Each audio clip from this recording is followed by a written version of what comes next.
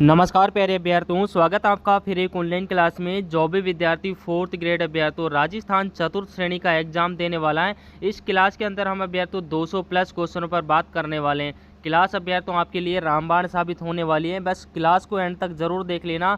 आपका पेपर अभ्यर्थियों 19 और 21 सितंबर का आपका पेपर होने वाला है, तो टाइम अभ्यर्थियों आपके पास बहुत कम बचा है और आपने अब तक की जो तैयारी की थी अभ्यर्थियों, और ये अंतिम समय की तैयारी आपके सिलेक्शन को अभ्यर्थियों डिसाइड करने वाली है कि अब आप कितनी तैयारी कर रहे हो। तो याद रखना, जो आपका अंतिम समय बचा है आपकी पढ़ाई का, आपके एग्जाम का, तो ये अभ्यर्थियों इंपॉर्टेंट टाइम है। तो इसको आपसे अभ्यर्थियों सबसे ज़्यादा आपको मॉक टेस्ट देने, सबसे ज़्यादा अभ्यर्थियों जो आपका लास्ट टाइम है अभ्यर्थियों एग्जाम का, सबसे ज़्यादा आपको MCQs निकालने हैं और सबसे ज़्यादा आपको मॉक टेस्ट देने अभ्यर्थियों, मॉक टेस्ट देने। तो अभ्यर्थियों आपका सिलेक्शन 100% होने वाला है। राजस्थान जीके का अभ्यर्थियों इस पेपर में सबसे ज़्यादा अभ्यर्थियों जो आपकी राजस्थान जीके है उसका वेटेज सबसे ज़्यादा रहने वाला है। सबसे ज़्यादा क्वेश्चन आपके राजस्थान जीके के आने वाले हैं, यानी कि जिस विद्यार्थी ने राजस्थान जीके को कंप्लीट कर लिया उसका सिलेक्शन अभ्यर्थियों 100% होने वाला है। तो याद रखना, क्लास अभ्यर्थियों एंड तक जरूर देख लेना। 200 क्वेश्चनों की बात करने वाले हैं। 200 क्वेश्चन पूरा करने के बाद अभ्यर्थियों जो आपका कॉन्फिडेंस लेवल बढ़ने वाला है वो अभ्यर्थियों काफ़ी हद तक बढ़ने वाला है। तो चलिए दोस्तों, बिना देरी के क्लास को स्टार्ट करते हैं।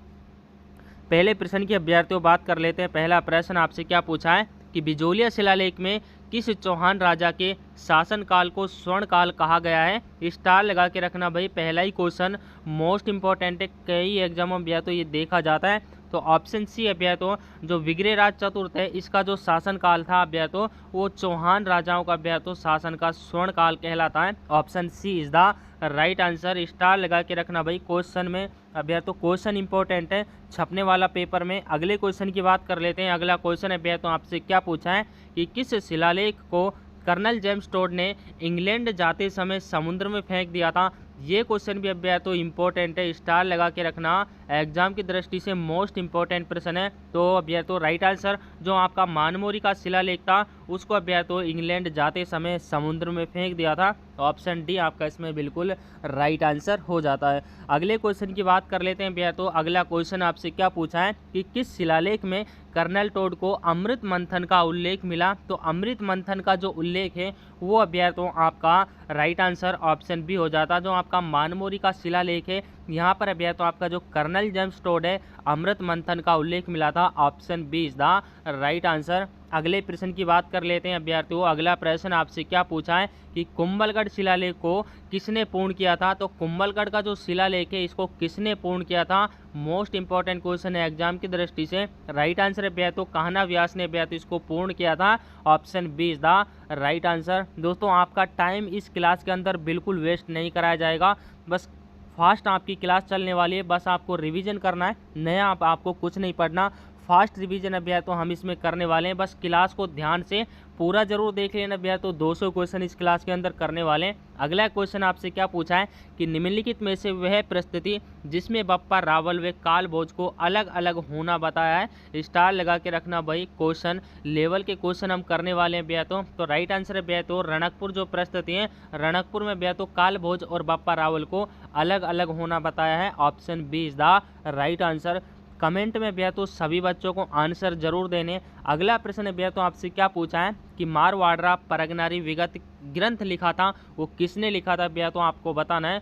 तो ऑप्शन बी अभ्यर्थियों मुहनोत नैणसी के द्वारा आपका मारवाड़ा परगनारी विगत इंपॉर्टेंट ग्रंथ है अभ्यर्थियों। जो आपके ग्रंथ है वहाँ से आपका एक क्वेश्चन अभ्यर्थियों 100% एग्जाम में आने वाला है। तो इंपॉर्टेंट ग्रंथ मैंने इस क्लास में ऐड किए हैं। अगले क्वेश्चन की बात कर लेते हैं अभ्यर्थियों। अगला क्वेश्चन आपसे क्या पूछा है कि जयसिंह सूरी लेखक थे। तो जयसिंह सूरी अभ्यर्थियों किसका अभ्यर्थियों लेखन किया था। तो राइट आंसर अभ्यर्थियों हमीर मर्दवर्धन का जो लेखन है वो अभ्यर्थियों जयसिंह सूरी के द्वारा किया गया था। ये ऑप्शन अभ्यर्थियों आपका इसमें राइट आंसर हो जाता है। अगले प्रश्न की बात कर लेते हैं अभ्यर्थियों। अगला प्रश्न आपसे क्या पूछा है कि बीकानेर के राठौड़ी ख्यात के लेखक कौन है। स्टार लगा के रखना भाई, क्वेश्चन के अंदर राइट आंसर की बात की जाए अभ्यर्थियों तो बीकानेर का जो राठौड़ी विगत है इसका अभ्यर्थियों लेख किया था दयालदास अभ्यर्थियों आपका इसमें राइट आंसर हो जाता है। ऑप्शन ए दयालदास के द्वारा अभ्यर्थियों बीकानेर के राठौड़ी ख्यात की रचना की गई थी। ए ऑप्शन अभ्यर्थियों आपका इसमें राइट आंसर हो जाता है। अगले क्वेश्चन की बात कर लेते हैं भैया। तो सारे क्वेश्चन इंपॉर्टेंट होने वाले हैं, लेवल के अब भैया तो हम क्वेश्चन करने वाले हैं भैया, तो जो आपके एग्जाम में सीधे आपको देखने को मिलने वाले हैं। अगला क्वेश्चन आपसे क्या पूछा है कि भारतीय प्राचीन लिपि माला के लेखक कौन है। इंपॉर्टेंट क्वेश्चन है भैया, तो ये क्वेश्चन भी काफ़ी एग्जामों में देखा जाता है। तो बी ऑप्शन है भैया, तो गौरी शंकर हीराचंद ओझा के द्वारा भारतीय प्राचीन लिपि माला का का जो रचना की गई थी भैया, तो लिखा गया था वो गौरी शंकर हीराचंद ओझा के द्वारा लिखा गया था। बी ऑप्शन है भैया, तो आपका इसमें राइट आंसर। अगले क्वेश्चन की बात कर लेते हैं। अगला प्रश्न है भैया, तो आपसे क्या पूछा है कि पद्मावत की रचनाकार कौन है। तो पद्मावत की रचनाकार भैया तो आपको बताना है। तो राइट आंसर है भैया, तो ऑप्शन ए हो जाता है, यानी कि मलिक मोहम्मद जायसी को पद्मावत के रचनाकार माना गया है। A option is the right answer. अगला क्वेश्चन है भैया, तो आपसे पूछा है कि पृथ्वीराज विजय के लेखक कौन है। तो पृथ्वीराज विजय के लेखक आपको बताना है चंद्रबरदाई भैया, तो इसमें आपका राइट आंसर जयनायक भट्ट हो जाता है। Option C is the right answer है भैया, तो जयनायक भट्ट के द्वारा पृथ्वीराज विजय के लेखक है भैया, तो Jaynayak Bhatt. Option C is the right answer. अगला क्वेश्चन है भैया, तो आपसे क्या पूछा है कि वंश भास्कर के रचयिता कौन है। जो सारी इंपॉर्टेंट रचनाएं थी भैया तो इस क्लास के अंदर ऐड की हैं। यहाँ से भैया तो आपका जो रचनाओं से क्वेश्चन आने वाला है, इनसे बाहर है भैया तो आपका नहीं जाने वाला। एक प्रश्न आपको इसमें से देखने को मिलने वाला है। रचनाओं के जो क्वेश्चन है 5-7 क्वेश्चन है भैया तो ऐड किए हैं। तो वंश भास्कर के रचयिता भैया तो कौन है। तो सूर्यमल मिश्रण भैया, तो वंश भास्कर लिखा था सूर्यमल मिश्रण। अगले क्वेश्चन की बात कर लेते हैं भैया। तो अगला प्रश्न आपसे क्या पूछा है कि चेतावरेरा चुंगटिया नामक रचना किस क्रांतिकारी द्वारा रचित की गई थी। तो राइट आंसर है भैया, तो ऑप्शन ए हो जाता है, यानी कि केसरी सिंह बारेहट के द्वारा चेतावरेरा चुंगटिया नामक रचना का भैया तो किया गया था। Option A is the right answer. बात कर लेते हैं भैया तो अगले क्वेश्चन की। अगला क्वेश्चन है भैया, तो आपसे क्या पूछा है कि राजस्थान की वह सभ्यता जिसे ताम्रवती ताम्रयुगीन सभ्यता की जननी कहा जाता है। स्टार लगा के रखना भाई, ये क्वेश्चन राजस्थान लेवल के हर एग्जाम में पूछा जाता है। तो किसको कहा जाता है भैया, तो कमेंट में जरूर बताना है। गणेश्वर को भैया, तो ऑप्शन बी आपका इसमें राइट आंसर हो जाता है। गणेश्वर को ताम्रयुगी जो सभ्यता है उनकी जननी कहा जाता है भैया, तो option B is the right answer. अगले प्रश्न की ओर चलते हैं भैया। तो अगला प्रश्न आपसे क्या पूछा है कि राज्य में सर्वप्रथम पशुपालन के जो प्रमाण है वो किस स्थान से प्राप्त हुए हैं। तो पशुपालन के प्रणाम भैया, तो ये आपके लिए इंपॉर्टेंट क्वेश्चन बन जाता है।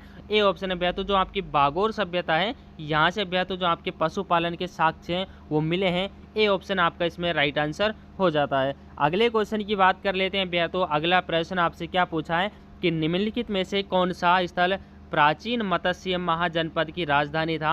स्टार लगा के रखना भाई, क्वेश्चन के अंदर बेराट है तो बेराट। ए ऑप्शन आपका इसमें राइट आंसर हो जाता है, यानी कि जो मत्स्य महाजनपद की राजधानी था वो बेराट था भैया तो, और बेराट इस टाइम में भैया तो आपका जयपुर में पड़ता है। ऑप्शन ए आपका इसमें बिल्कुल राइट आंसर हो जाता है। अगले क्वेश्चन की बात कर लेते हैं भैया तो कि डॉक्टर दयाराम साहनी ने सर्वप्रथम बेराट के किस स्थान को उत्खनन के लिए चिन्हित किया था।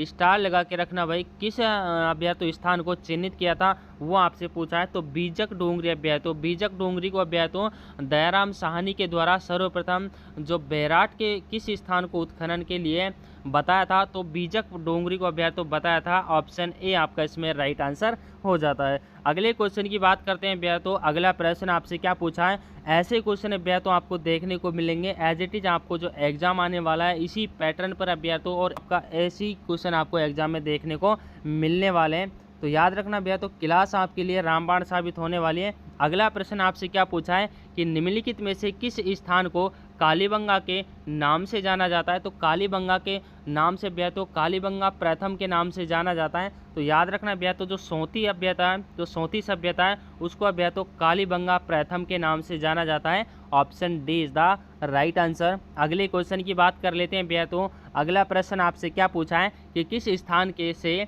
एक प्राचीन प्रथम अलंकृत गुफा प्राप्त हुई है। तो प्राचीन अलंकृत गुफा भैया तो वो आपकी ऑप्शन सी बांका गांव से प्राप्त हुई है। ऑप्शन सी आपका इसमें राइट आंसर हो जाता है। बात कर लेते हैं भैया तो अगले क्वेश्चन की। अगला क्वेश्चन कि किस स्थल को प्राचीन भारत का टाटानगर कहते हैं। तो टाटानगर की बात आती है भैया तो आपका रेड टोंक, ऑप्शन बी आपका इसमें राइट आंसर हो जाता है। रेड टोंक को भैया तो प्राचीन भारत का टाटानगर के नाम से जाना जाता है। Option B is the right answer. अगला क्वेश्चन है भैया तो क्या पूछा है, स्टार लगा के रखना। ये क्वेश्चन है भैया तो इंपॉर्टेंट है कि निम्नलिखित में से गलत युग्म को पहचानिए। इस तरह के क्वेश्चन अब भैया तो क्लास में ऐड किए हैं जिससे आपके 3 से 4 क्वेश्चन इजीली हल हो जाएंगे। तो आपको गलत युग्म पहचानना है। डूडाडी में भैया तो कौन कौन से ज़िले आते हैं, जयपुर, दौसा, किशनगढ़ और टोंक। ये भैया तो इसमें बिल्कुल करेक्ट ऑप्शन हो जाता है, पहला ऑप्शन राइट आंसर ऑप्शन हो जाता है। दूसरा आपका मेवात, मेवात में भैया तो आपका अलवर आ जाता है, भरतपुर आ जाता है, करौली आ जाता है, धौलपुर, ये भी इसमें करेक्ट ऑप्शन हो जाता है। और वागड़ क्षेत्र में भैया तो वागड़ में अजमेर, नागौर, चित्तौड़गढ़, ये भैया तो आपका इसमें गलत ऑप्शन हो जाता है।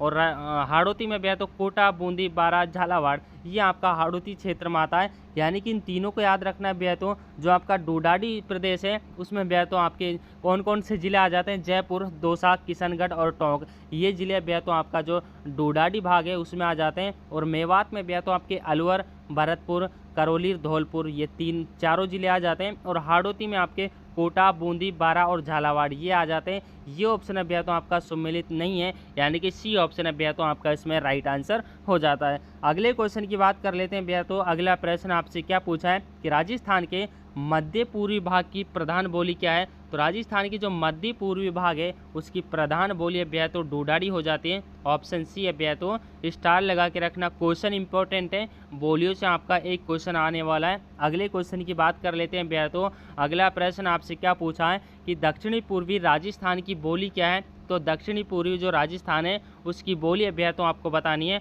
और मालवी, रागड़ी और सेंधवाड़ी है भैया तो ये तीनों बोलियां हो जाती हैं। तीनों को याद रखना भैया तो तीनों बोलियां आपके दक्षिणी पूर्वी राजस्थान में बोली जाती हैं। उपरोक्त सभी भैया तो आपका इसमें राइट आंसर हो जाता है। अगले क्वेश्चन की बात कर लेते हैं भैया तो अगला प्रश्न आपसे क्या पूछा है कि निम्नलिखित में से किसने राजस्थानी शब्दकोश तैयार किया था। तो राजस्थानी शब्दकोश की बात आती है तो भैया तो ऑप्शन बी सीताराम लालच के द्वारा भैया तो जो आपकी राजस्थानी शब्दकोश है उसको तैयार किया गया था। ये क्वेश्चन है भैया तो इंपॉर्टेंट क्वेश्चन है। Option B is the right answer. अगले क्वेश्चन की बात कर लेते हैं भैया तो अगला क्वेश्चन आपसे क्या पूछा है कि निम्नलिखित में से असम्मिलित युग्म छांटिए। असम्मिलित युग्म से भैया तो आपके कई क्वेश्चन हल होते हैं, पहले भी मैंने आपको बताया था। तो कोठेड़ी में भैया तो काठेड़ी में कौन कौन से ज़िले आ जाते हैं। तो याद रखना है भैया तो जो जयपुर का वो आपका निचली भाग है भैया तो दक्षिणी भाग वो आपका काठेड़ी में आ जाता है। और तोरावाटी में आपका जयपुर के कुछ उत्तरी भाग आ जाता है, ये भी इसमें करेक्ट ऑप्शन हो जाता है। और 84 जयपुर जिले का दक्षिणी पूर्वी भाग, ये भी भैया तो आपका करेक्ट ऑप्शन हो जाता है। यानी कि डी ऑप्शन है भैया तो आपका सम्मिलित नहीं है, ये ऑप्शन आपका इसमें राइट आंसर हो जाता है भैया तो। याद रखना भैया तो ये आपसे केवल जयपुर के लिए पूछा है। इस तरह के क्वेश्चन है भैया तो जो आपका एग्जाम होने वाला है उसमें भैया तो जो आपके मेरिट को हाई लेवल करते हैं तो इस तरह के क्वेश्चन आपसे पूछे जाएंगे। तो नॉर्मल क्वेश्चन और हाई लेवल दोनों तरह के इस क्लास में आपको क्वेश्चन देखने को मिलेंगे। जो आपका एग्जाम का पैटर्न आने वाला है भैया तो सेम क्वेश्चन आपको देखने को मिलने वाले हैं। अगला क्वेश्चन कि मुनोत नैन्सी को राजस्थान का अबुल फजल किसने कहा था। तो मुनोत नैन्सी को भैया तो राजस्थान का अबुल फजल किसके द्वारा कहा गया था। तो मुंशी देवी प्रसाद के द्वारा भैया तो कहा गया था। ऑप्शन बी आपका इसमें राइट आंसर हो जाता है।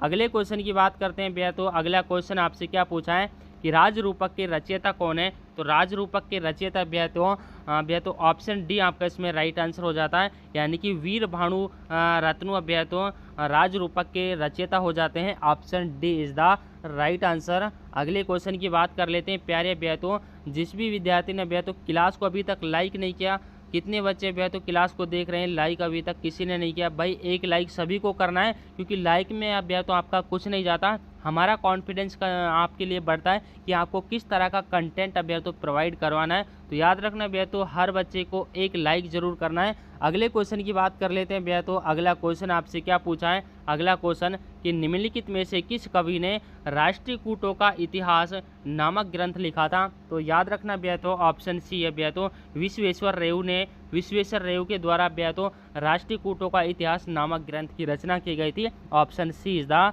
Right answer. अगले क्वेश्चन की बात कर लेते हैं भैया तो अगला प्रश्न आपसे क्या पूछा है कि मलिक मोहम्मद जायसी किस शासक के दरबारी कवि थे। तो दरबारी कवि की बात आती है तो अब यह तो ए ऑप्शन शेरशाह सूरी की अब यह तो ये दरबारी कवि थे मलिक मोहम्मद जायसी। ऑप्शन ए आपका इसमें राइट आंसर हो जाता है। अगला क्वेश्चन है तो आपसे क्या पूछा है कि निम्नलिखित में से गलत युग्म की पहचान कीजिए। आपको इन चारों में से गलत युग्म छांटना है। वंश भास्कर अब तो वंश भास्कर हेमरतन के द्वारा लिखी गई थी, ये तो आपका इसमें गलत ऑप्शन हो जाता है। और काव्य मीमांसा राजशेखर के द्वारा लिखी गई थी, ये भी करेक्ट ऑप्शन हो जाता है। वीर विनोद अब तो श्यामल दास के द्वारा एक करेक्ट ऑप्शन हो जाता है। और हम्मीर महाकाव्य नैनचंद्र सूर्य के द्वारा, ये भी करेक्ट ऑप्शन हो जाता है। इन तीनों को याद रखना तो कोई सा भी आपके एग्जाम में पूछा जा सकता है। तीनों अभ्याय तो मोस्ट इंपॉर्टेंट है एग्जाम की दृष्टि से। अगले क्वेश्चन की बात कर लेते हैं तो अगला क्वेश्चन आपसे क्या पूछा है कि ललित विग्रह राज का रचयिता सोमदेव किस चौहान शासक के दरबार में था। तो किस चौहान शासक के दरबार में था तो विग्रह राज चतुर्थ बिसल देव के दरबार में तो ए ऑप्शन आपका इसमें राइट आंसर हो जाता है। अगला क्वेश्चन है तो आपसे क्या पूछा है, अगले प्रश्न की बात कर लेते हैं कि राजस्थानी भाषा में विधवा और अलेखू, विधवा और अलेखू दोनों शब्द याद रखना। हिटलर जैसी कथाओं के रचयिता कौन है, विधवा, अलेखू और हिटलर, ये तीनों शब्द ये तो किसके द्वारा रचे गए थे। तो याद रखना विजयदान देथा के द्वारा इस तरह की जो ग्रंथ हैं, रचना है, उनकी तो लेखन किया गया था विजयदान देथा के द्वारा। Option C is the right answer. अगले क्वेश्चन की बात कर लेते हैं तो अगला प्रश्न आपसे क्या पूछा है कि निम्नलिखित में से हाड़ौती किस बोली की उपबोली है। तो हाड़ौती तो डूडाडी की उपबोली है। ऑप्शन बी आपका इसमें राइट आंसर हो जाता है। अगले क्वेश्चन की बात कर लेते हैं तो अगला क्वेश्चन आपसे क्या पूछा है कि बिसलदेव रासो किस भाषा में रचित किया गया है। तो बिसलदेव रासो तो गोडवाड़ी भाषा में रचा गया है। ऑप्शन डी आपका इसमें राइट आंसर हो जाता है। स्टार लगा के रखना। अगला क्वेश्चन तो आपसे क्या पूछा है कि मेवाड़ी किसकी उपबोली है। तो मेवाड़ी भाषा तो किसकी उपबोली है तो ये तो मारवाड़ी की उपबोली है। ए ऑप्शन आपका इसमें राइट आंसर हो जाता है। अगले क्वेश्चन की बात कर लेते हैं तो अगला क्वेश्चन आपसे क्या पूछा है कि राजस्थानी भाषा दिवस कब मनाया जाता है। स्टार लगा के रखना भाई। राजस्थानी जो भाषा दिवस है वो तो 21 फरवरी को तो मनाया जाता है। Option B is the right answer. अगले क्वेश्चन की ओर चलते हैं तो कि राजभाषा विभाग की स्थापना कब की गई थी। क्वेश्चन इंपॉर्टेंट है तो एग्जाम की दृष्टि से सन आपसे पूछी गई है, क्योंकि सन से आपसे 2 से 3 क्वेश्चन सन से पूछे जाएंगे इस एग्जाम के अंदर। तो राजभाषा विभाग की स्थापना 25 जून 1975 को की जाती है। ऑप्शन ए आपका इसमें राइट आंसर हो जाता है। अगले क्वेश्चन की बात कर लेते हैं तो अगला प्रश्न आपसे क्या पूछा है कि मूडिया लिपि का आविष्कार किसके द्वारा किया गया। तो मूडिया लिपि का जो आविष्कार है वो तो आपको बताना है। राजा टोडरमल के द्वारा मूडिया लिपि का आविष्कार किया गया था। ए ऑप्शन है तो आपका इसमें राइट आंसर हो जाता है।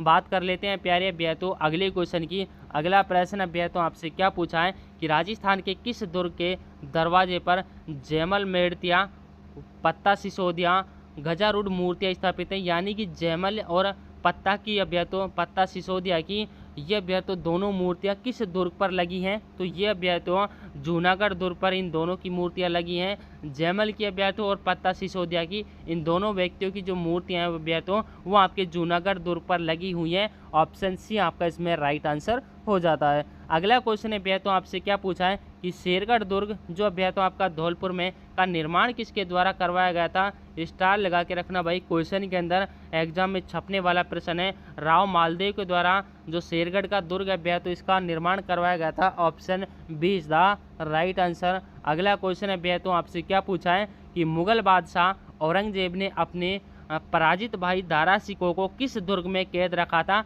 तो किस दुर्ग में तो कैद रखा था ये आपको बताना है। तो काकनवाड़ी दुर्ग तो ऑप्शन सी आपका इसमें बिल्कुल राइट आंसर हो जाता है। बात कर लेते हैं प्यारे तो अगले क्वेश्चन की। अगला क्वेश्चन आपसे क्या पूछा है कि तो घूंघट, गुगड़ी और बादरा और इमली इत्यादि क्या हैं। ये चारों शब्द तो आपको याद रखने हैं, बताने आपको ये कि ये चारों शब्द क्या हैं, किस प्रकार के शब्द हैं। तो बी ऑप्शन है तो यानी कि तारागढ़ की प्राचीर विशाल बुर्जे हैं तो ये बुर्जे के नाम है तो तारागढ़ की जो प्राचीर है उसके विशाल बुर्जे तो घूंघट, गुगड़ी, बादरा और इमली इन चारों के नाम से जान जाते हैं। ऑप्शन बी है तो आपका इसमें राइट आंसर हो जाता है। दोस्तों लाइक सभी को करना है, अभी तक लाइक नहीं किया भाई, जो भी बच्चा नया आया हो चैनल को ज़रूर सब्सक्राइब करें और वीडियो को सभी बच्चों को लाइक करना है भैया। तो कॉन्फिडेंस बढ़ता है भैया तो हमारा, और इससे ज़्यादा कुछ नहीं है। अगला क्वेश्चन आपसे क्या पूछा है कि बाला किला का निर्माण किसने करवाया था? तो बाला किला का निर्माण भैया तो अलगू राय के द्वारा करवाया गया था। ए ऑप्शन है भैया तो आपका इसमें राइट आंसर हो जाता है। अगले क्वेश्चन की बात कर लेते हैं भैया। तो अगला प्रश्न, असम्मिलित युग्म को पहचानना है कि इन चारों में से असम्मिलित युग्म कौन सा है? भैया तो हनहुकार तोप, बाला दुर्ग भैया तो ये अभ्या तो आपका इसमें असम्मिलित युग हो जाता है, गलत युग्म हो जाता है। और शुभ बाण तोप अभ्या तो मेहरानगढ़ दुर्ग में रखिए, ये भी करेक्ट ऑप्शन हो जाता है। गर्भ गुंजन तोप अभ्या तो तारागढ़ में रखिए, ये भी करेक्ट ऑप्शन हो जाता है। जयबाण तोप अभ्या तो जयगढ़ दुर्ग में रखिए, ये भी इसमें करेक्ट ऑप्शन हो जाता है। यानी कि अभ्या तो ए ऑप्शन आपका इसमें गलत युग्म, यानी कि ए ऑप्शन आपका इसमें राइट आंसर हो जाता है। तीनों को याद रखना भैया तो कोई सा भी आपके एग्जाम में पूछा जा सकता है। अगले क्वेश्चन की बात कर लेते हैं कि गागरोन दुर्ग में कितने साके हुए थे भैया? तो गागरोन दुर्ग में भैया तो याद रखना 2 साके हुए थे, 2 साके भैया तो आपके गागरोन दुर्ग में हुए थे। और गागरोन दुर्ग भैया तो जल दुर्ग की श्रेणी में आता है, ये इंपॉर्टेंट फैक्ट है भैया तो इस क्वेश्चन के बारे में, इस दुर्ग के बारे में। जल दुर्ग भैया तो ज़्यादातर इस किले के बारे में पूछा जाता है कि जल दुर्ग की श्रेणी में कौन सा किला आता है, तो आपको करके आना भैया तो गागरोन का किला। अगले क्वेश्चन की बात कर लेते हैं। अगला प्रश्न भैया तो आपसे क्या पूछा है कि यह एक ऐसा दुर्ग है जहां पहुंचने के लिए पत्थर की टांगें चाहिए। यह कथन सोनारगढ़ के बारे में किसने कहा था? तो किसके द्वारा भैया तो ये कथन कहा गया था, ये आपसे पूछा है। तो अबुल फजल के द्वारा भैया तो ये कथन कहा गया था। ऑप्शन ए आपका इसमें राइट आंसर हो जाता है भैया तो अबुल फजल इज द राइट आंसर। अगले क्वेश्चन की बात कर लेते हैं प्यारे भैया। तो अगला प्रश्न आपसे क्या पूछा है कि मांडलगढ़ दुर्ग किन 3 नदियों के संगम पर स्थित है? तो मांडलगढ़ दुर्ग अभ्या तो आपको बताना है कि किन 3 नदियों के संगम पर बना हुआ है? तो बनास, बेड़च और मेनाल। याद रखना भैया तो ऑप्शन सी, बनास, बेड़च और मेनाल नदियों के संगम पर आपका जो मांडलगढ़ दुर्ग है भैया तो ये बना हुआ है। स्टार लगा के रखना भाई, एग्जाम की दृष्टि से इंपॉर्टेंट क्वेश्चन है। अगले क्वेश्चन की बात कर लेते हैं। अगला प्रश्न आपसे क्या पूछा है कि निम्नलिखित में से असम्मिलित युग्म को छांटना है। इस तरह के क्वेश्चन अभ्यास तो आपको सिलेक्शन की ओर ले जाएंगे, क्योंकि इन क्वेश्चनों से आपके 3 से 4 क्वेश्चन हल होते हैं। तो याद रखना अभ्यास तो उत्तरी सीमा का प्रहरी किस दुर्ग को कहा जाता है? तो जो भटनेर का दुर्ग है अभ्यास तो उत्तरी सीमा का प्रहरी कहलाता है, और पूर्वी सीमा का प्रहरी लोहागढ़ का दुर्ग कहलाता है, ये भी करेक्ट ऑप्शन हो जाता है। दक्षिणी सीमा का प्रहरी चित्तौड़गढ़ का दुर्ग कहलाता है, ये ऑप्शन भैया तो आपका इसमें गलत ऑप्शन हो जाता है। यानी कि इन तीनों को याद रखना भैया तो कोई सा भी आपके एग्जाम में पूछा जा सकता है, इंपॉर्टेंट है भैया तो तीनों ही ऑप्शन। अगले क्वेश्चन की बात कर लेते हैं प्यारे भैया। तो अगला प्रश्न आपसे क्या पूछा है कि राजस्थान का दूसरा हवा महल कहा जाता है? तो किसको कहा जाता है भैया? तो खेतड़ी का जो महल है भैया तो ये राजस्थान का दूसरा हवा महल कहलाता है। पहला भैया तो आपका हवा महल है जो आपका जयपुर में स्थित है, 5 मंजिला भैया तो इमारत है, ये भी याद रखना, ज़्यादातर पूछा जाता है। अगले क्वेश्चन की बात कर लेते हैं कि हवा महल की 4थी मंजिल का क्या नाम है? ये क्वेश्चन है भैया तो इंपॉर्टेंट है, स्टार लगा के रखना है एग्जाम की दृष्टि से।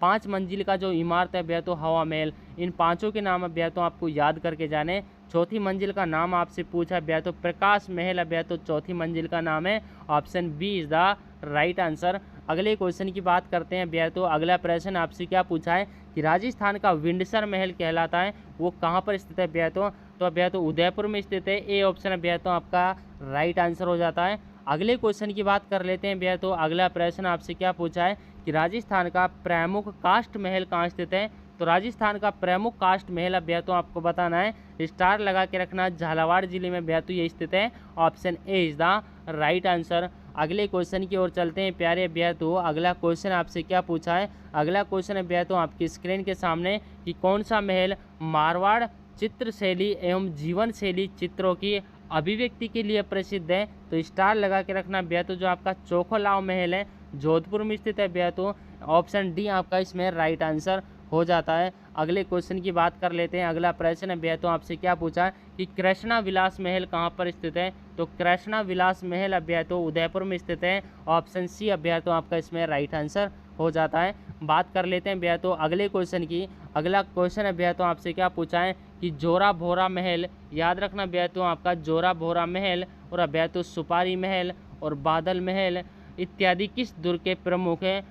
रमणीय स्थल हैं। तो यानी कि ये तीनों स्थल किस दुर्ग में पाए जाते हैं? तो याद रखना रणथंभौर दुर्ग में बेहतु ये तीनों स्थल पाए जाते हैं। जेरावोरा महल, सुपारी महल और बादल महल, ये तीनों मेहरानगढ़ दुर्ग में पाए जाते हैं। तीनों को याद रखना बेहतु कोई सा भी आपके पेपर में पूछा जा सकता है। अगला क्वेश्चन है बेहतु आपसे क्या पूछा है कि निम्नलिखित में से कौन सा जोड़ा मेल नहीं खाता? यही क्वेश्चन है बेहतु याद रखना।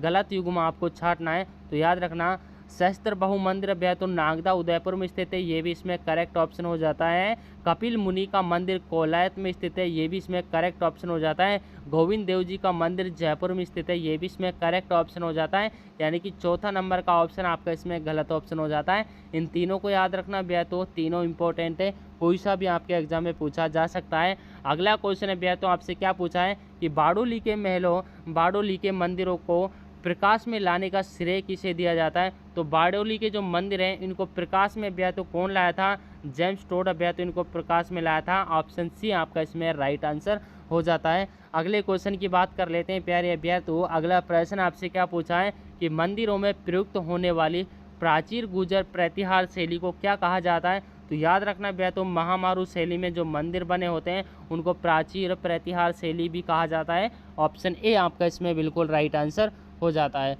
अगले क्वेश्चन की बात कर लेते हैं प्यारे अभ्यर्थी। अगला क्वेश्चन आपसे क्या पूछा है कि जाम्बो जी के उपदेश स्थल कहलाते हैं। तो जाम्बो जी के जो उपदेश स्थल हैं उनको क्या कहा जाता है? साथरी अभ्यर्थी उनको कहा जाता है। ऑप्शन सी आपका इसमें राइट आंसर हो जाता है। अगले क्वेश्चन की ओर चलते हैं। अगला प्रश्न अभ्यर्थी आपसे क्या पूछा है कि निम्नलिखित में से कौन सा कवि अष्टछाप मंडली में शामिल नहीं है? तो अष्टछाप मंडली में अभ्यर्थी आपका बनवारी दास शामिल नहीं है, ये याद रखना बेहतु। करेक्ट आंसर ऑप्शन सी हो जाता है। अभ्यर्थी स्वामी छती स्वामी और अभ्यर्थी कुंभन दास और नंदन दास, ये तीनों सम्मिलित हैं अभ्यर्थी, लेकिन आपका बनवारी दास शामिल नहीं है। बनवारी दास को रिजेक्ट कर दिया गया था अभ्यर्थी। ऑप्शन सी आपका इसमें राइट आंसर हो जाता है। अगले क्वेश्चन की बात कर लेते हैं। अगला प्रश्न अभ्यर्थी आपसे क्या पूछा है कि मदन मोहन जी मंदिर करौली का संबंध किस संप्रदाय से रहा है? तो अभ्यर्थी गौड़ीय संप्रदाय से रहा है। ऑप्शन सी आपका इसमें राइट आंसर हो जाता है। अगले क्वेश्चन की बात कर लेते हैं अभ्यर्थी। अगला प्रश्न आपसे क्या पूछा है कि निम्नलिखित में से कौन सा स्थल दादू पंथ के पंच तीर्थ में शामिल नहीं है? तो याद रखना अभ्यर्थी आपका जो फतेहपुर सीकरी ये सम्मिलित नहीं है, ये ऑप्शन अभ्यर्थी आपका इसमें राइट आंसर हो जाता है। सांभर, कल्याणपुर और नरेना ये तीनों सम्मिलित हैं अभ्यर्थी, तीनों को याद रखना। अगले क्वेश्चन की बात कर लेते हैं अभ्यर्थी। अगला क्वेश्चन आपसे क्या पूछा है कि राजस्थान का कबीर किस लोक संत को कहा जाता है? ये इंपॉर्टेंट है अभ्यर्थी। दादू जी को राजस्थान का कबीर कहा जाता है। ए ऑप्शन आपका इसमें राइट आंसर हो जाता है। अगले क्वेश्चन की बात कर लेते हैं अभ्यर्थी। अगला प्रश्न है कि दादू पंथ की स्थापना कब हुई थी? स्टार लगा के रखना भाई, सन से क्वेश्चन है। 3 से 4 क्वेश्चन आपसे इस एग्जाम के अंदर पूछे जाने वाले हैं। तो सी ऑप्शन है अभ्यर्थी 1574 में दादू पंथ की स्थापना होती है। Option C is the right answer. अगला क्वेश्चन है अभ्यर्थी क्या पूछा है? अगले क्वेश्चन की बात कर लेते हैं कि निम्नलिखित में से किस स्थल का संबंध कल्लाजी से नहीं है? यानी कि कल्लाजी जो राठौड़ है किस स्थान से संबंध नहीं रखता? तो नटवरा अभ्यर्थी नवाटापरा डूंगरपुर से इसका संबंध नहीं है। ये ऑप्शन अभ्यर्थी आपका इसमें राइट आंसर हो जाता है। अभ्यर्थी option D is the correct answer. अगले क्वेश्चन की बात कर लेते हैं अभ्यर्थियों कि छावली लोकगीत गाए जाते हैं। ये अभ्यर्थियों किस लिए गाए जाते हैं छावली लोकगीत? ऐसे क्वेश्चन अभ्यर्थियों आपके आने वाले हैं एग्जाम के अंदर। तो अभ्यर्थियों गोगा जी की आराधना में गाए जाते हैं। ऑप्शन बी आपका इसमें राइट आंसर हो जाता है। गोगा जी की आराधना में छावली लोकगीत गाए जाते हैं। Option B is the right answer. अगला क्वेश्चन अभ्यर्थियों आपसे क्या पूछा है कि वीर कल्लाजी चित्तौड़ के कौन से शाखे में वीर गति को प्राप्त हुए थे? तो कौन से शाखे में अभ्यर्थियों वीर गति को प्राप्त हुए थे? तीसरा शाखा अभ्यर्थियों ऑप्शन सी आपका इसमें राइट आंसर हो जाता है। अगले क्वेश्चन की बात कर लेते हैं अभ्यर्थियों। अगला क्वेश्चन आपसे क्या पूछा है कि केसरिया कुंवर जी किसके पुत्र थे? तो केसरिया कुंवर जी की बात आती है तो किसके पुत्र थे अभ्यर्थियों? केसरिया कुंवर जी गोगा जी के पुत्र थे। ऑप्शन ए आपका इसमें बिल्कुल राइट आंसर हो जाता है। अगले क्वेश्चन की बात कर लेते हैं अभ्यर्थियों। अगला क्वेश्चन आपसे क्या पूछा है कि देव बाबा की सवारी अभ्यर्थियों किस पर होती है? तो देव बाबा की सवारी अभ्यर्थियों ऑप्शन सी हाथी पर अभ्यर्थियों होती है। Option C is the right answer. Option B अभ्यर्थियों आपका इसमें राइट आंसर हो जाता है। ये आपका थोड़ा मिसप्रिंट हो गया था अभ्यर्थियों। ऑप्शन बी अभ्यर्थियों भैंसे पर अभ्यर्थियों देव बाबा की सवारी होती है। अगले क्वेश्चन की बात कर लेते हैं भैया। तो अगला क्वेश्चन आपसे क्या पूछा है कि भैया तो धुरमेड़ी स्थान किस लोक देवता से संबंधित है। तो धुरमेड़ी स्थान की बात आती है, ऑप्शन सी है भैया तो गोगा जी आपका इसमें राइट आंसर हो जाता है। ऑप्शन सी है भैया तो option C is the right answer. अगला क्वेश्चन है भैया तो आपसे क्या पूछा है, याद रखना भैया तो कि पेमल दे किस लोक देवता की पत्नी का नाम था। स्टार लगा के रखना भाई क्वेश्चन के अंदर, पेमल दे किस लोक देवता की पत्नी का नाम है भैया तो तेजा जी की पत्नी का नाम भैया तो पेमल दे था। Option D is the right answer. अगले क्वेश्चन की बात कर लेते हैं भैया तो अगला क्वेश्चन आपसे क्या पूछा है कि निम्नलिखित में से असत्य कथन को छांटिए। तो इन चारों में से भैया तो आपको असत्य कथन छांटना है। तो डी ऑप्शन पापू जी को शेषनाग का अवतार माना जाता है, ये ऑप्शन है भैया तो आपका इसमें गलत ऑप्शन हो जाता है। पापू जी की घोड़ी का नाम केसर काल में था भैया तो ये भी ऑप्शन करेक्ट हो जाता है। पापू जी का प्रतीक चिन्ह भाला लिए अश्वरोही है, ये ऑप्शन भी करेक्ट ऑप्शन हो जाता है। पापू जी रेवारी जाति के आराध्य देव है, ये ऑप्शन भी भैया तो करेक्ट ऑप्शन हो जाता है। इन तीनों को याद रखना भैया तो कोई सा भी आपके एग्जाम में पूछा जा सकता है। अगले क्वेश्चन की बात कर लेते हैं कि किस लोक देवता ने 1378 में मालदेव के सूबेदार निजामुद्दीन की सेना को पराजित किया था। स्टार लगा के रखना भाई क्वेश्चन के अंदर। राइट आंसर है भैया तो मल्लीनाथ जी हो जाता है। मल्लीनाथ जी ने भैया तो निजामुद्दीन की सेना को हराया था। ऑप्शन डी आपका इसमें राइट आंसर हो जाता है। बात कर लेते हैं भैया तो अगले क्वेश्चन की। अगला क्वेश्चन है भैया तो आपसे क्या पूछा है कि ओरण के देवता किसे कहा जाता है। तो ओरण के देवता के रूप में भैया तो तल्लीनाथ जी को पूजा जाता है। ऑप्शन डी आपका इसमें right answer. Option B is the correct answer. अगला क्वेश्चन है भैया तो आपसे क्या पूछा है कि भैया तो गुलाब बाव नृत्य का संबंध किस लोक देवता से है। तो गुलाब बाव का संबंध भैया तो वीर बावजी से है। ऑप्शन बी आपका इसमें राइट आंसर हो जाता है। वीर बावजी से गुलाब बाव का संबंध, option B is the right answer. अगला क्वेश्चन है भैया तो आपसे क्या पूछा है कि कौन से लोक देवता की फड़ पर सर्वप्रथम डाक टिकट जारी हुआ था। तो सर्वप्रथम डाक टिकट अभ्या तो किस लोक देवता की फड़ पर सर्वप्रथम अभ्या तो जारी हुआ था। तो स्टार लगा के रखना भाई क्वेश्चन इंपॉर्टेंट है, ये क्वेश्चन काफ़ी बार एग्जाम में देखा जाता है। ऑप्शन सी अभ्या तो देवनारायण जी की जो फड़ है सबसे पहले डाक टिकट जारी हुआ था अभ्या तो देवनारायण जी की फड़ पर। ऑप्शन सी आपका इसमें राइट आंसर हो जाता है। बात कर लेते हैं भैया तो अगले क्वेश्चन की कि लोक देवता पनराम जी भैया तो पनराज जी का जन्म कहाँ हुआ था। तो पनराज जी का जन्म भैया तो नगा गांव में हुआ था। नगा गांव में भैया तो पनराज जी का जन्म होता है। Option C is the right answer. लोक देवी देवताओं से भैया तो इंपॉर्टेंट टॉपिक है, यहाँ से आपका क्वेश्चन भैया तो 100% आने वाला है। अगला क्वेश्चन है भैया तो आपसे क्या पूछा है कि निम्नलिखित में से सही सुमेलित युग्म है। तो सही सुमेलित भैया तो आपको बताना है। तो रामदेव जी भैया तो जिसकी पत्नी कमलादे थी भैया तो ये ऑप्शन आपका इसमें सही ऑप्शन हो जाता है। सही ऑप्शन हो जाता है भैया तो सही सुमेलित भैया तो आपको बताना था, यही ऑप्शन है भैया तो आपका इसमें राइट आंसर हो जाता है। अगले क्वेश्चन की बात कर लेते हैं भैया तो अगला प्रश्न आपसे क्या पूछा है कि निम्नलिखित में से लोक देवता रामदेव जी का प्रमुख स्थल पूजा स्थल नहीं है, वो आपको बताना है। इन चारों में से भैया तो सुरसुरा अजमेर नहीं है, बाकी के मसूरिया जोधपुर में पूजे जाते हैं, भैया तो बिराठिया पाली में पूजे जाते हैं और सूरत खेड़ा चित्तौड़गढ़ में पूजे जाते हैं। तो याद रखना पूजा स्थल नहीं है और भैया तो सुरसुरा अजमेर नहीं है। ये तीनों स्थलों को याद रखना भैया तो तीनों इम्पोर्टेंट हैं। अगले क्वेश्चन की बात कर लेते हैं कि लोक देवता श्री देवनारायण जी को गुर्जर जाति के लोग किसका अवतार मानते हैं। तो किसका अवतार मानते हैं भैया तो विष्णु का अवतार मानते हैं। ऑप्शन ए आपका इसमें राइट आंसर हो जाता है। बात कर लेते हैं भैया तो अगले क्वेश्चन की। अगला क्वेश्चन है भैया तो आपसे क्या पूछा है कि निम्नलिखित में से सम्मिलित युग्म है वो कौन सा है, इन चारों में से वो आपको बताना है। तो सम्मिलित युग्म है भैया तो कागजी पोट्री अलवर की प्रसिद्ध है, यही ऑप्शन आपका इसमें राइट आंसर हो जाता है। और बाकी के सब गलत है भैया तो ये ऑप्शन आपका इसमें राइट आंसर हो जाता है। जो कागजी पोट्री है भैया तो वो आपकी अलवर की है। Option D is the right answer. अगला क्वेश्चन है भैया तो क्या पूछा है कि सांगानेर किस कला के लिए प्रसिद्ध है।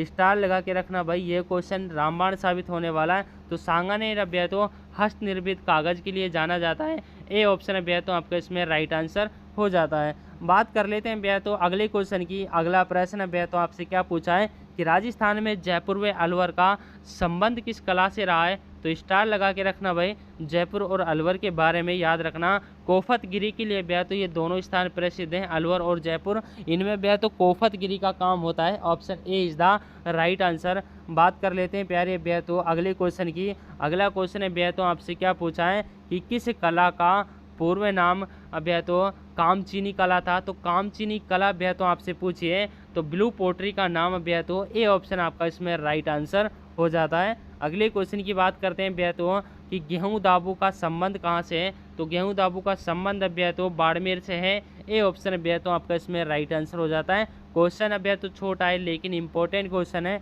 अगले क्वेश्चन की बात कर लेते हैं कि निम्नलिखित में से तहनीसा के कार्य के लिए प्रसिद्ध है। तो तहनीसा के कार्य के लिए भैया तो कौन सा स्थान प्रसिद्ध है। तो अलवर जिला भैया तो तहनीसा के कार्य के लिए प्रसिद्ध माना गया है। सी ऑप्शन है भैया तो इसमें आपका राइट आंसर हो जाता है। अगला क्वेश्चन है भैया तो आपसे क्या पूछा है कि लाख के खिलौने व आभूषणों का निर्माण किया जाता है, वह भैया तो कहाँ पर किया जाता है। उदयपुर में भैया तो किया जाता है। लाख के खिलौने और आभूषणों पर काम किया जाता है, वो भैया तो उदयपुर में किया जाता है। स्टार लगा के रखना भाई क्वेश्चन के अंदर। अगला क्वेश्चन है भैया तो आपसे क्या पूछा है कि मिट्टी के बर्तन वस्तुओं के लिए प्रसिद्ध है। तो मिट्टी के जो बर्तन बनाए जाते हैं वह भैया तो उपरोक्त सभी यानी कि मोलेला गांव, भैया तो श्यामलोता में और भैया तो बू गाँव में, इन तीनों में बनाए जाते हैं। तीनों स्थान याद रखना भैया तो तीनों ऑप्शन उपयुक्त सभी आपका इसमें राइट आंसर हो जाता है ऑप्शन 4। अगले क्वेश्चन की बात कर लेते हैं। अगला प्रश्न है भैया तो आपसे क्या पूछा है कि दूल्हा दुल्हन के विवाह की जूतियों को क्या कहा जाता है। तो याद रखना भैया तो बिनोटा उनको कहा जाता है। ऐसे क्वेश्चन है भैया तो आपको एज इट इज एग्जाम में देखने को मिलने वाले हैं। लाइक अभी तक नहीं किया जो बच्चा आया है लाइक ज़रूर कर दीजिएगा। अगले क्वेश्चन की बात कर लेते हैं भैया तो कि निम्नलिखित में से मुकुंदरा हिल्स की पहाड़ियाँ का विस्तार कहाँ पर है। तो मुकुंदरा हिल्स की जो पहाड़ियाँ हैं वह भैया तो कोटा और झालावाड़ में सर्वाधिक मात्रा में। ऑप्शन डी आपका इसमें राइट आंसर हो जाता है। अगला क्वेश्चन है भैया तो आपसे क्या पूछा है। अगले क्वेश्चन की बात कर लेते हैं कि पूर्वी मैदानी प्रदेश में निम्नलिखित में से कौन सा जिला स्थित है नहीं है। तो याद रखना पूर्वी मैदानी प्रदेश में जो नहीं है वो आपको बताना है और नहीं में विद्यार्थियों आपको विशेष रूप से ध्यान रखना है। क्वेश्चन पेपर जब आपके हाथ में हो, क्वेश्चन पढ़ते टाइम आपको है और नहीं में विशेष ध्यान रखना है। तो भैया तो बूंदी नहीं है, बाकी के सभी भैया तो प्रतापगढ़, सवाई माधोपुर और टोंक ये तीनों जिले सम्मिलित हैं। और अब भैया तो आपका जो बूंदी है वो नहीं है। ऑप्शन डी आपका इसमें राइट आंसर हो जाता है। बात कर लेते हैं भैया तो अगले क्वेश्चन की कि निम्नलिखित में से बीहड़ का संबंध किस से है। तो बीहड़ का संबंध भैया तो चंबल बेसिन से रहा है। ऑप्शन बी थोड़ा मिसप्रिंट हो जाता है भैया तो ऑप्शनों में सटीक आंसर चंबल बेसिन आपका इसमें राइट आंसर हो जाता है। अगले क्वेश्चन की बात कर लेते हैं भैया तो अगला प्रश्न आपसे क्या पूछा है कि निम्नलिखित में से छप्पन का मैदान स्थित है, वो कहाँ पर है भैया तो छप्पन का मैदान। ये क्वेश्चन है भैया तो कई एग्जामों में देखा जाता है। तो भैया तो जो बांसवाड़ा और प्रतापगढ़ के मध्य आपका छप्पन का मैदान स्थित है। याद रखना भैया तो आपका बांसवाड़ा और प्रतापगढ़ इंपॉर्टेंट है। अगले क्वेश्चन की बात कर लेते हैं। अगला क्वेश्चन है भैया तो आपसे क्या पूछा है कि अरावली की औसतन ऊंचाई क्या है। तो अरावली की जो औसतन ऊंचाई है वो भैया तो 550 मीटर है भैया तो 550 मीटर है। ऑप्शन सी आपका इसमें राइट आंसर हो जाता है। अगले क्वेश्चन की बात कर लेते हैं भैया तो अगला क्वेश्चन आपसे क्या पूछा है कि महान भारतीय जल विभाजन रेखा की संज्ञा किसे दी गई है। स्टार लगा के रखना भाई। जो आपकी अरावली पर्वतमाला है भैया तो अरावली पर्वतमाला ये भारतीय भैया तो भारतीय महान की जो जल विभाजक रेखा है भैया तो जो अरावली पर्वतमाला है वो भैया तो जल को डिसाइड करती है, यानी कि वर्षा तब भैया तो अरावली के द्वारा होती है। जब भैया तो यहाँ पर सर्वाधिक वर्षा होती है तो अरावली क्षेत्र में होती है। तो याद रखना जो आपकी महान जल विभाजक रेखा है वो अरावली की पर्वत श्रृंखलाएँ हैं। सी ऑप्शन आपका इसमें राइट आंसर हो जाता है। अगला क्वेश्चन है भैया तो आपसे क्या पूछा है कि आदिवासियों की आराध्य स्थल की संज्ञा किसे दी गई है। तो याद रखना भैया तो जो आपकी अरावली पर्वतमाला है यहाँ पर भैया तो आपके आदिवासी जनसंख्या ज़्यादा रहती है। ऑप्शन ए आपका इसमें राइट आंसर हो जाता है। अगले क्वेश्चन की बात कर लेते हैं भैया तो अगला प्रश्न आपसे क्या पूछा है कि राजस्थान में अरावली की ऊंचाई बढ़ती है, वह भैया तो किस दिशा में बढ़ती है ये आपको बताना है। उत्तर से दक्षिण में भैया तो जाते समय ये भैया तो ऊंचाई जो बढ़ती है इस तरह से भैया तो ये जो ऊंचाई है वो बढ़ती है। दक्षिण की साइड आने के बाद भैया तो ये ऊंचाई आपको बढ़ती हुई नज़र आएगी। अगले क्वेश्चन की बात कर लेते हैं भैया। तो अगला प्रश्न आपसे क्या पूछा है कि निम्न में से अरावली का विस्तार नहीं है तो कौन से ज़िले में नहीं है भैया। तो जालौर में नहीं माना जाता, ये ऑप्शन आपका इसमें राइट आंसर हो जाता है। अलवर, झुंझुनू और अभ्या तो सीकर, इन तीनों जिलों में अरावली का विस्तार है और अभ्या तो जालौर में आपका नहीं है। ऑप्शन सी आपका इसमें राइट आंसर हो जाता है। अगला क्वेश्चन है भैया। तो आपका क्या पूछा है कि राजस्थान का सबसे ऊंचा पठार कौन सा है। तो राजस्थान का सबसे ऊंचा पठार भैया तो आपको बताना है। क्वेश्चन इंपॉर्टेंट है भैया, तो स्टार लगा के रखना। तो राजस्थान का जो सबसे ऊंचा पठार है वो उड़िया का पठार है। ऑप्शन बी आपका इसमें राइट आंसर हो जाता है। बात कर लेते हैं प्यारे भैया तो अगले क्वेश्चन की। अगला क्वेश्चन है भैया तो आपसे क्या पूछा है कि स्थलाकृति की दृष्टि से भैया तो इंसेलबर्ग की संज्ञा किसे दी गई है। तो इंसेलबर्ग की संज्ञा भैया तो माउंट आबू को दी गई है। इंपॉर्टेंट है, याद रखना। ए ऑप्शन आपका इसमें राइट आंसर हो जाता है। अगला क्वेश्चन है भैया तो कि भारत के किस राज्य में थार मरुस्थल है भैया। तो थार का मरुस्थल भैया तो आपके राजस्थान राज्य में है। ए ऑप्शन है भैया तो आपका इसमें राइट आंसर हो जाता है। बात कर लेते हैं प्यारे भैया तो अगले क्वेश्चन की। अगला क्वेश्चन है भैया तो आपसे क्या पूछा है कि रेग अभ्या तो रेग मरुस्थलीय क्षेत्र कहाँ पाया जाता है। तो रेग जो मरुस्थलीय क्षेत्र है वो अभ्या तो बीकानेर, बाड़मेर और जैसलमेर, इन तीनों में पाया जाता है। D option is the right answer उपरोक्त सभी। अगले क्वेश्चन की बात कर लेते हैं भैया। तो अगला क्वेश्चन आपसे क्या पूछा है कि सभी प्रकार के बालू का स्तूप कहाँ पाए जाते हैं। तो सभी प्रकार के बालू का स्तूप आपको बता। राइट आंसर की बात की जाए भैया तो जोधपुर आपका इसमें राइट आंसर हो जाता है। यानी कि सभी प्रकार के जो बालू का स्तूप हैं वो भैया तो आपके जोधपुर में पाए जाते हैं।